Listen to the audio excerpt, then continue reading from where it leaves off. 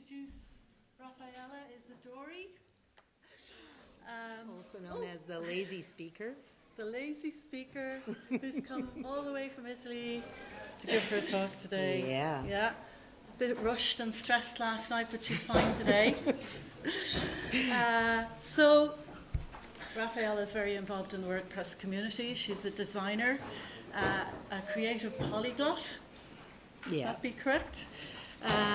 And she's designing, consulting, and building brands, optimizing the communication for businesses around the world, and producing events. Raffaella, well, apart from being lazy, she loves cats. Yeah, correct? I do. I heard cats. Pardon? You heard I heard cats? cats, yeah. I have like 15. Well, anyway.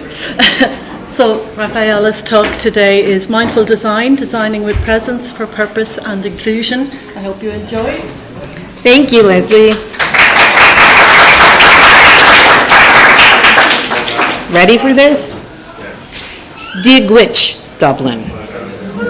Huh? That was cool.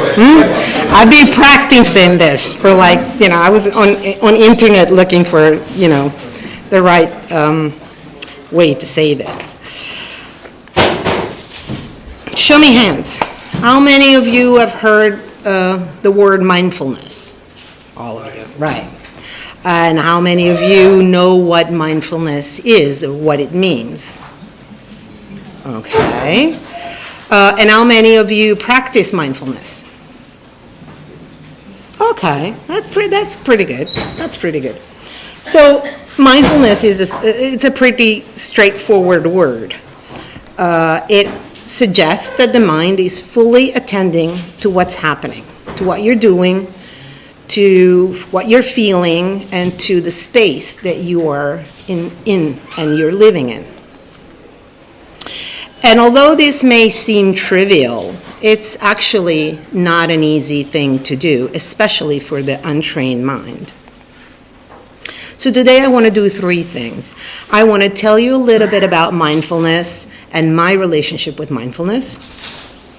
And I want to tell you a little bit about what mindfulness practice is. And I want to show you how these principles can be applied to the practice of design to make work that is more meaningful, that it's more inclusive, and that it's more valuable. Before I start, though, a word about gratitude. Gratitude is one of the pillars on which mindfulness is based, and it's a practice we don't practice enough. So first of all, I want to thank the organizers for having me and for allowing me to talk about something that's really dear to me. And then I want to once again thank Joost, who has been a very strong supporter of my speaking activities. I'm a freelancer, so I would not be able to go and speak in so many places had I to fully fund myself. And Joost has set up a diversity fund. You can Google about it. And they allow a lot of speakers like me to go and speak and bring their voices and their experiences in places and share it with you. So if you find any value in today in my talk, know that without them, I wouldn't be here. So be grateful to them. So now, I am Raffaella Isidori. I define myself now, because I'm trendy, a creative polymath. Because I do a lot of things, and I've been doing that for a long time, so I managed to get okay at quite a few of them. I am a very recent social entrepreneur because I'm starting a project that is a social startup, and I'm really excited about that. And I am a mindfulness practitioner. So let me show you something, and let me have your hands for feedback, okay? Who's familiar with any of this?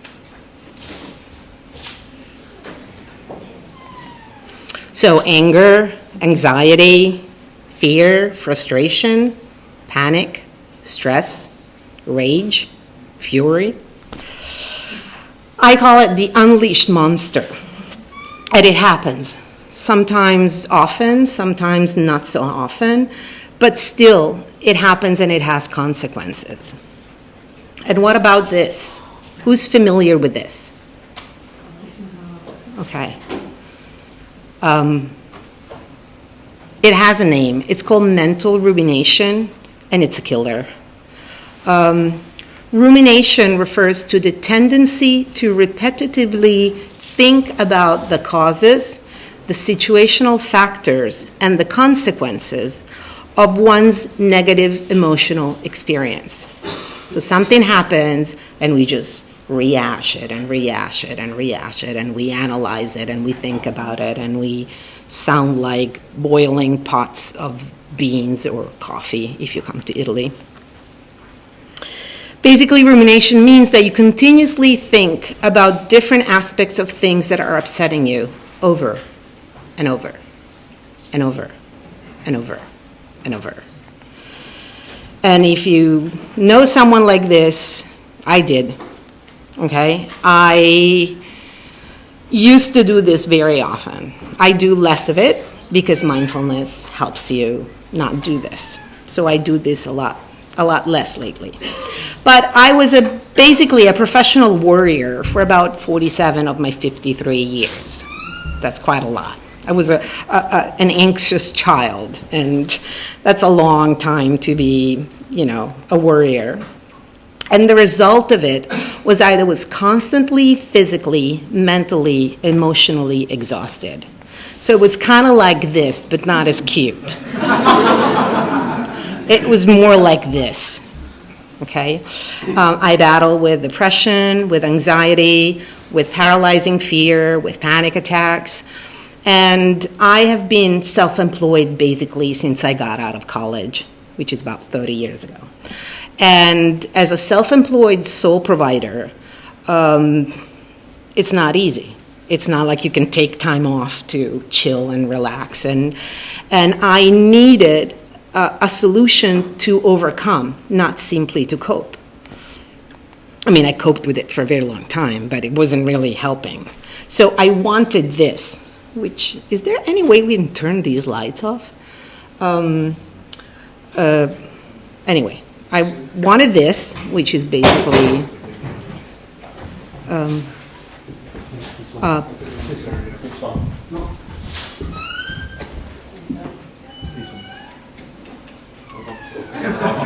Thank you.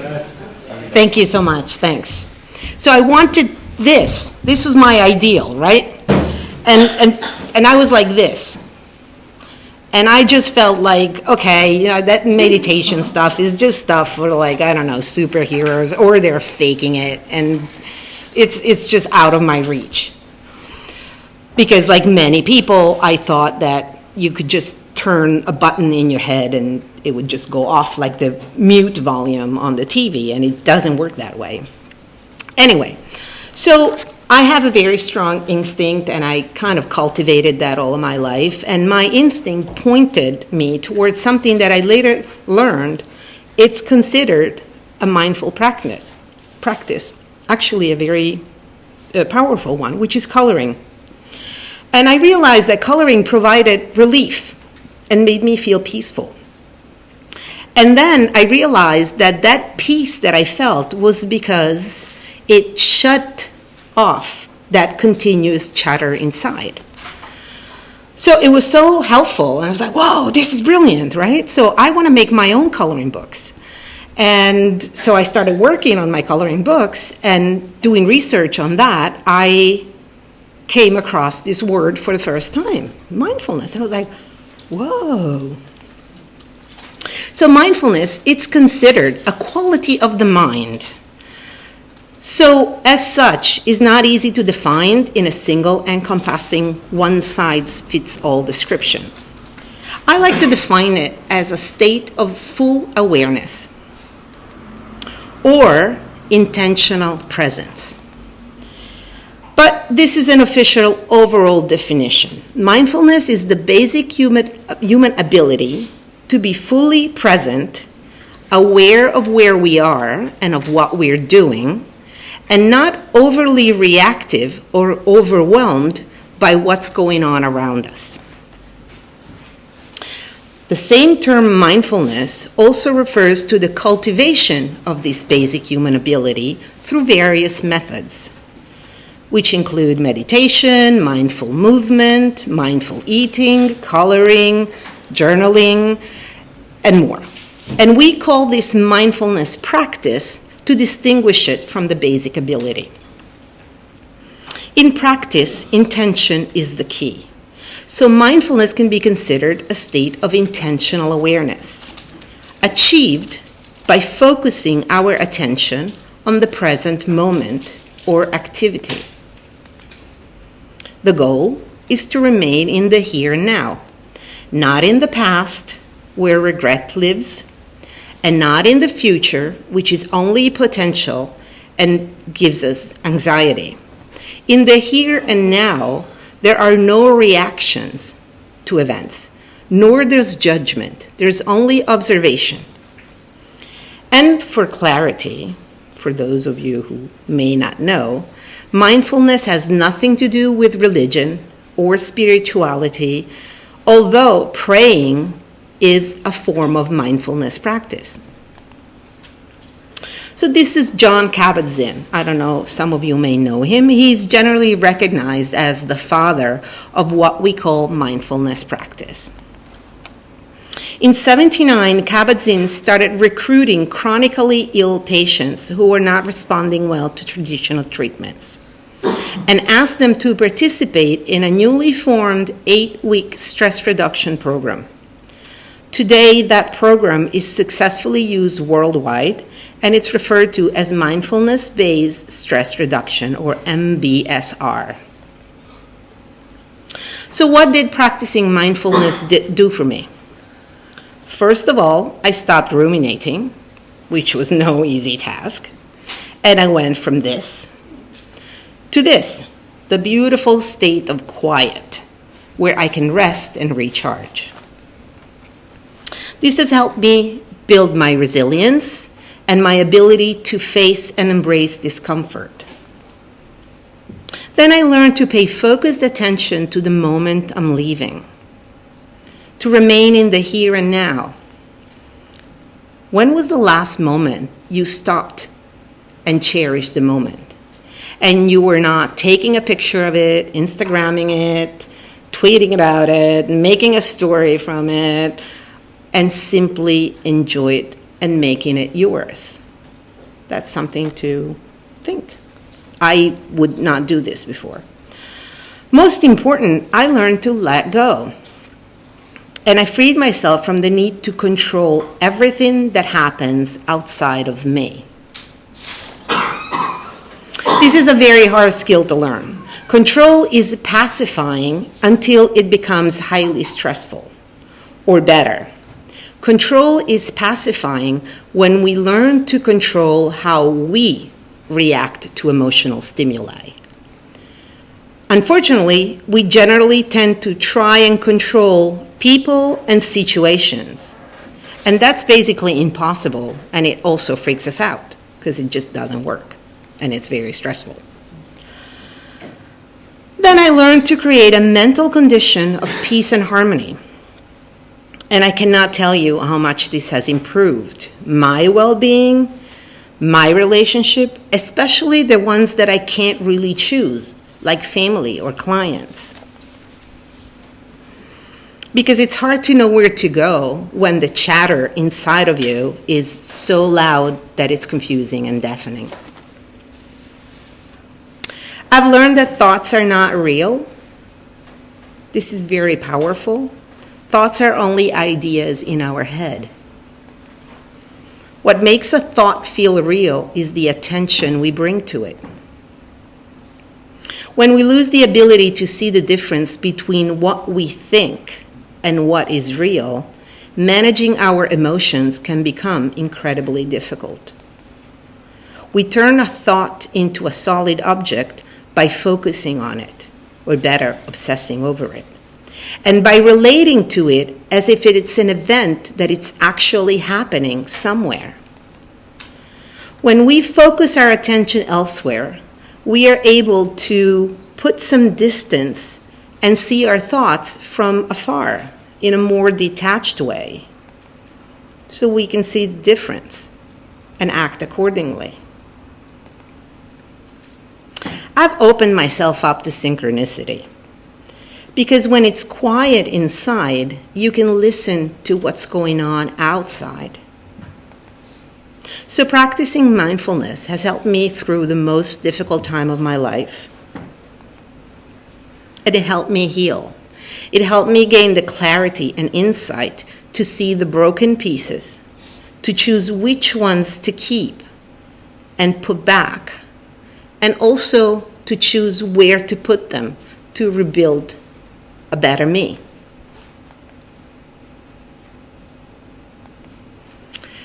I know you're thinking, like, this is awesome. So where's the design part of it, right? So like mindfulness, design is a practice. And with design, brief disclaimer, I mean any planned activity, not a decorative endeavor. So coding is designing, business is designing, lives are designed. A practice is an activity that finds its value in its application, as opposed to a theory. Design is a process, not an outcome. So applying the conditions and the values of mindfulness to the practice of design, along with applying the principles at the base of mindfulness practice, creates better, more meaningful work. Let me explain what I mean. In mindfulness practice, presence and awareness are the two basic conditions in which to operate. They're not just principles, they're just basic requirements for a mindful experience. It's hard to have a mindful experience without presence and awareness. Too often, always, we act automatically without much awareness or any awareness, and we fail to see what and who surrounds us. So we need to stop operating on autopilot and regain presence in the moment. When we design on autopilot, our results are partial, incomplete, lacking creativity, originality, care, and innovation. Going through the motions of design is not design. And there can be no true design process if our intention and our attention are not in it. When we design with presence, our products gain meaning and reflect attention for the user. Compassion and gratitude are the fundamental values of mindfulness. When we design with compassion and gratitude, our products are inherently accessible and meaningful and usable and valuable. So we have the basic conditions of for mindfulness, which are presence and awareness. And we have the basic values of mindfulness, which are compassion and gratitude. Let's look at the 7 pillars of mindfulness practice and see how they can be applied to a valuable design practice. The first principle of mindfulness is to avoid being judgmental. Judgment tends to dominate our mind and makes it hard for us to find peace. It also immediately adds bias to any decision. Suspending judgment, especially towards ourselves, allows us a more neutral and open approach, one that welcomes creativity and innovation. When we forgo judgment, we don't elaborate on our experience, we simply live it as it is, observing and letting it pass. In design, this translates in a higher listening capacity and a more open mind. It reduces our resistance to the unknown and helps us overcome bias. It allows for real empathy, so we can truly design for the user. And being non-judgmental also muzzles the imposter's voice, which is someone that I think all of us know, or at least the unlucky majority.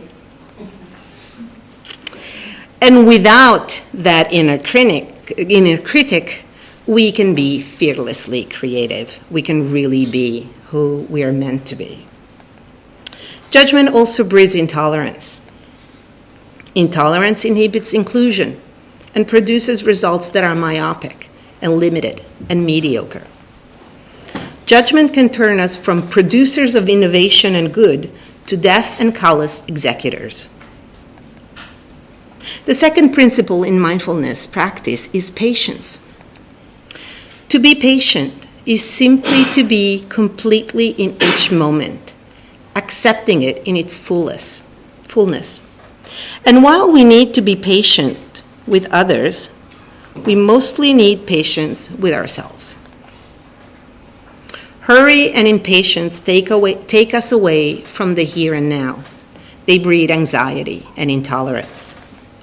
In design, hurry is quality's worst enemy. When hurried, thoughts are unclear, processes muddled, solutions arranged haphazardly, just to get it done.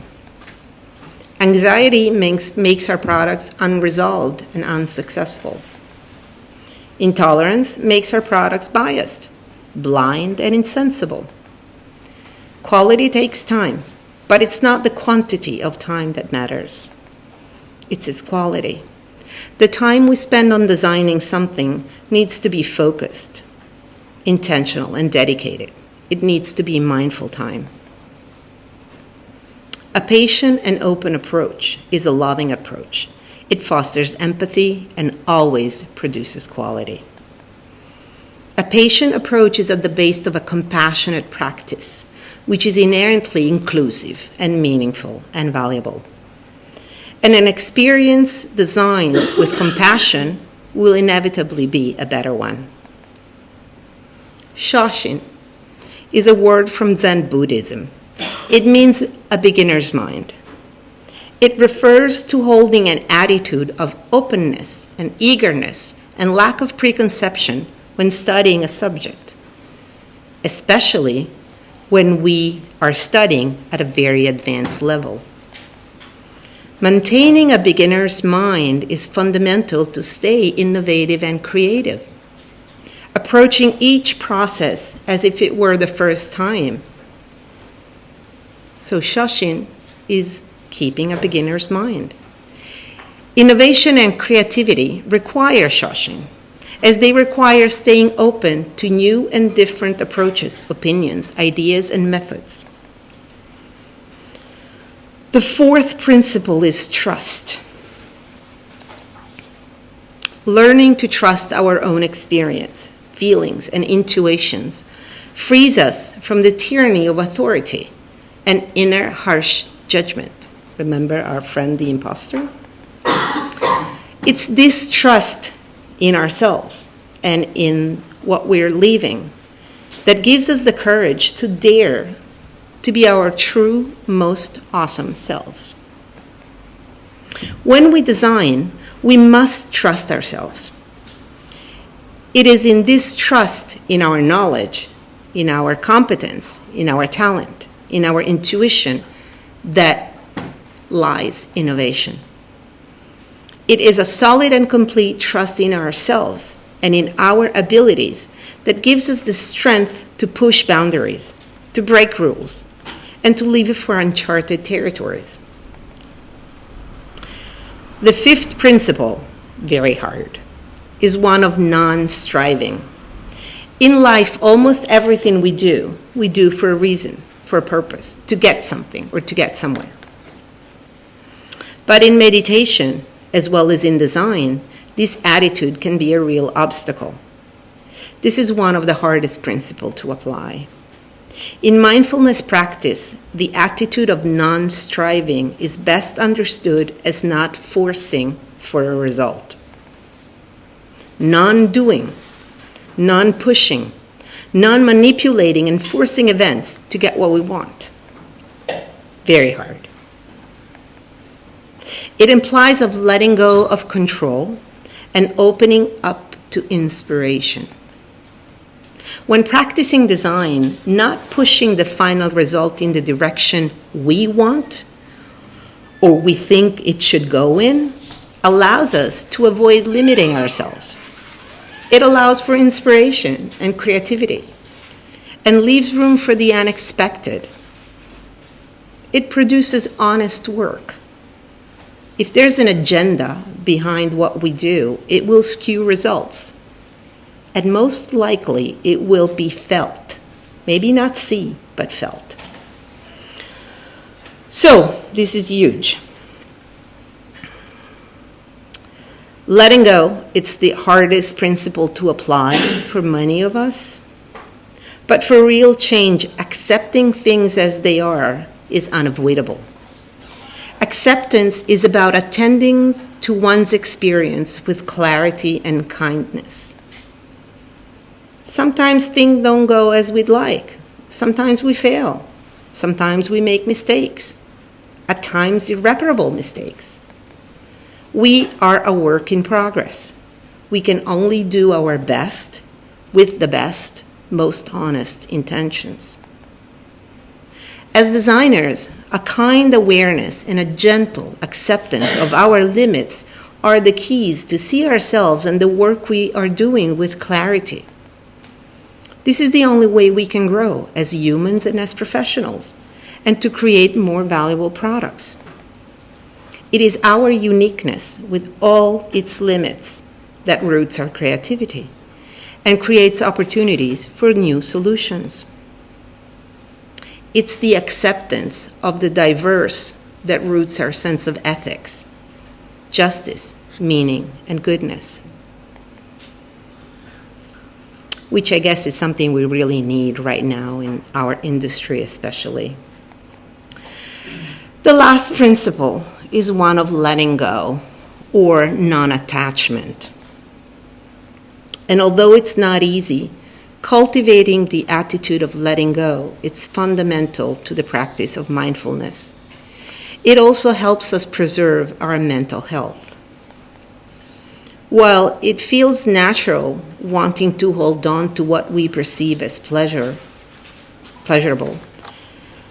and to reject what we assume or feel as unpleasant, it is often only a learned automatic response. Letting go is hard. Letting go things that we lose, people, the need to control others, our need to judge, expectations. And yet, of all things, letting go is the most transformative thing we can do. Because you can't move forward if you're unwilling to leave something behind. So what's letting go in design? First of all, reducing expectations on us and on others, on results, performance, consensus, on people's opinion and appreciation. Letting go in the design process leaves room for inspiration and casualty and the unknown. You can't bring in anything new if there's no room for it. It's hard to innovate if you can't let go what has been done before. Letting go also means accepting our lack of control on external elements. It preserves energy. It gives us the clarity and focus to handle better the unexpected events and the opportunities they always bring with them. Letting go fosters the ability to turn obstacles in opportunities and limits in strengths. Practicing mindfulness is not difficult, has no particular requirements other than an open mind and a wish for serenity. There are books, websites, and apps that can help you in your baby steps. And as I've told you, for me, becoming a mindfulness practitioner along with practicing compassion and gratitude towards both myself and others, has greatly contributed to my becoming a better designer, a better professional. It added meaning and sparkle to my work. It also kind of made me a little bit nicer to be around. So I want to thank you. I want to thank the organizer of WordCamp Dublin for being able to be here and tell you my story, and to Yoast for their continued support. And I hope I've tickled your curiosity and maybe inspired you some. My goal in much of my work is raising awareness, because we can only address what we see and we become aware of. So I hope that introducing mindfulness in your life and in your work can help you as much as it helped me. And there's no way I'm going to say this, but thank you. I'm very grateful for this.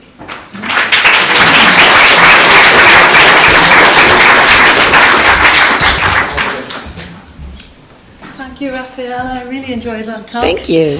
Does anybody have any questions? We're all chilled out now. Yeah. Any questions? Well, yes. Can you be my friend? Of course. Too late. Of course. Of course. That's me.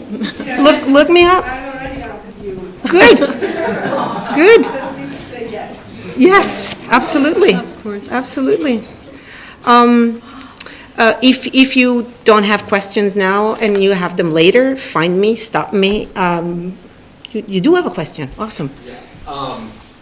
So this is something that I'm sometimes criticized because it comes a little bit easier for me to be in the present, and sometimes I don't pay enough attention to the future. Conversely, I have a hard time helping people kind of focus on the moment, because it's something that I'm just more inclined to do.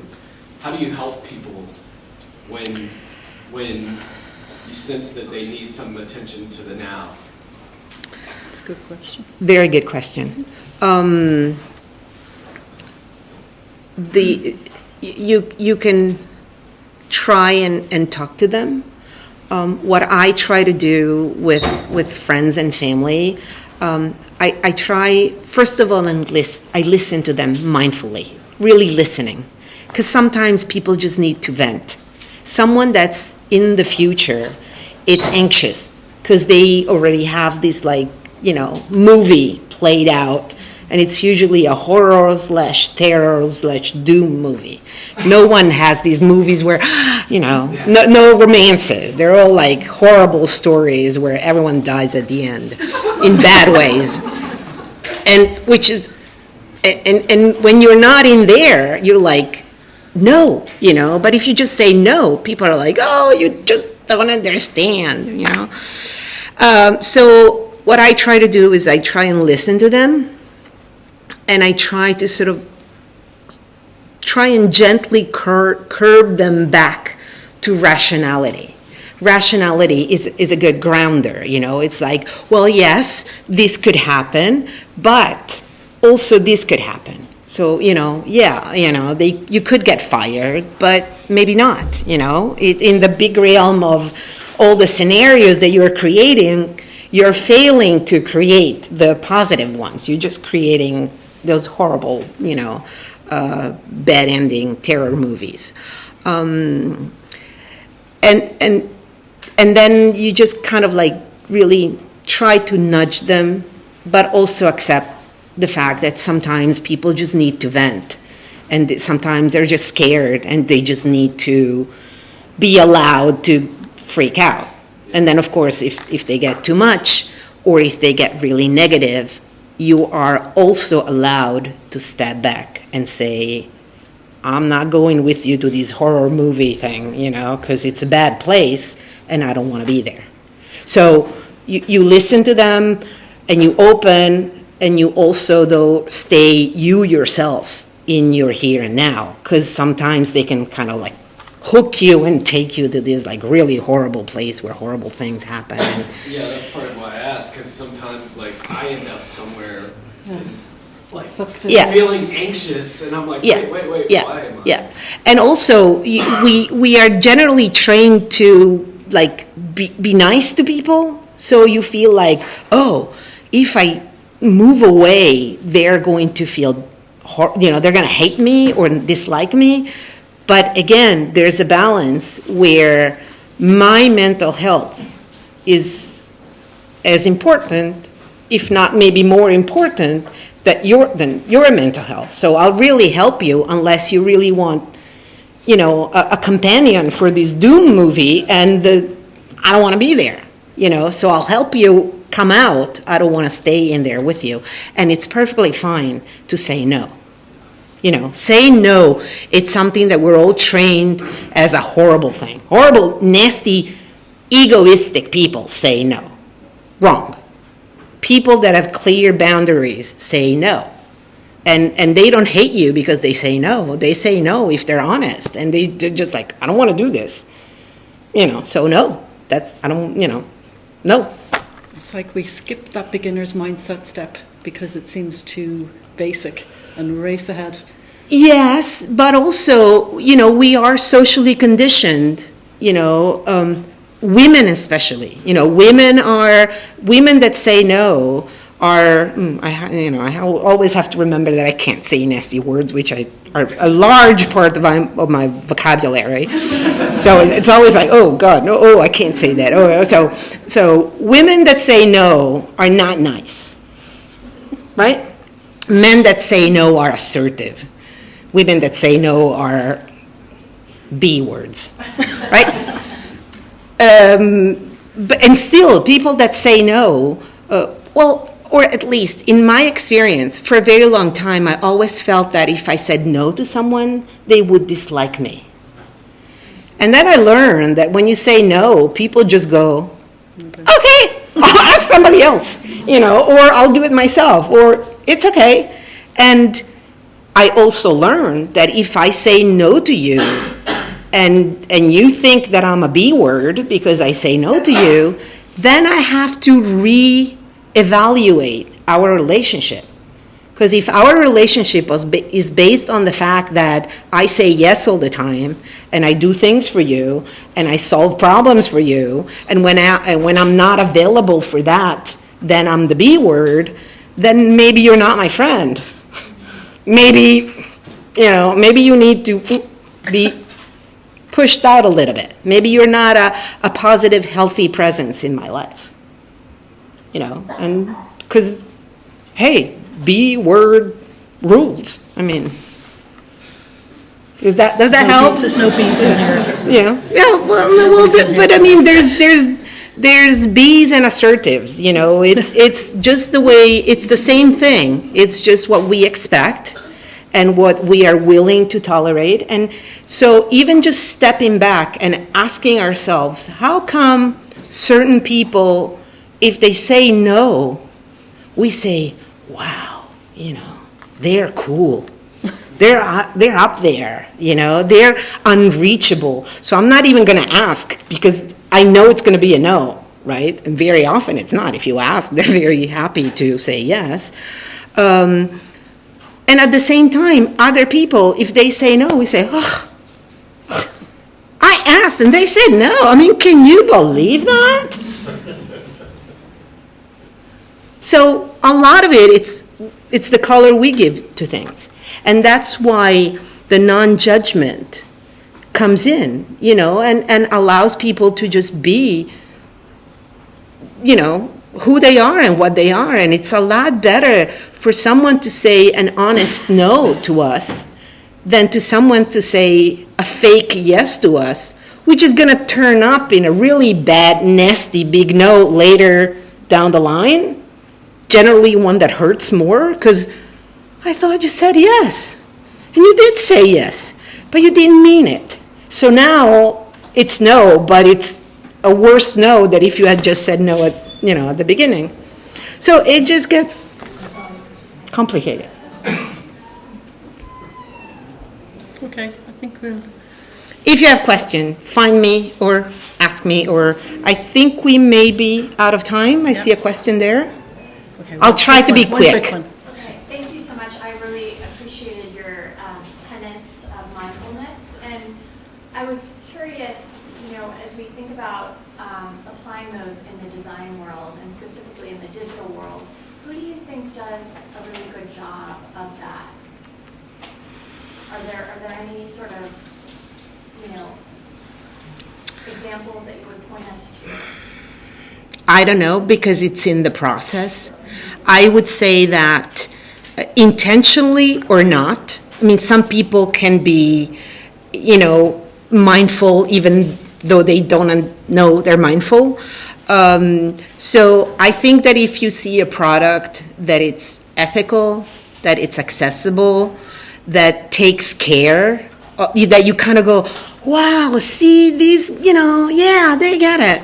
At some point, more or less intentional, they applied principles. I mean, these principles, they're like really kind of like good people principle. I mean, it's not like, ooh, mindfulness, if you kind of do this in your approach to designing a web, designing an app, designing anything, if you're just sort of being a nice person and you listen to the other people and you really don't kind of like roll over them or impose things on them or manipulate them, then you're really, it's obviously easier to find examples of those who don't, like Facebook, for example. Well, it's not, it's not a mindful product, it certainly, it didn't start with mindfulness, it didn't grow with mindfulness, it had a not very mindful, not very nice intention from the beginning. I'm not saying that it's bad, I'm just saying that, it could evolve into something a bit better, maybe. Or we could just go do something else. Thank you very much. Thank you. Thank you very much.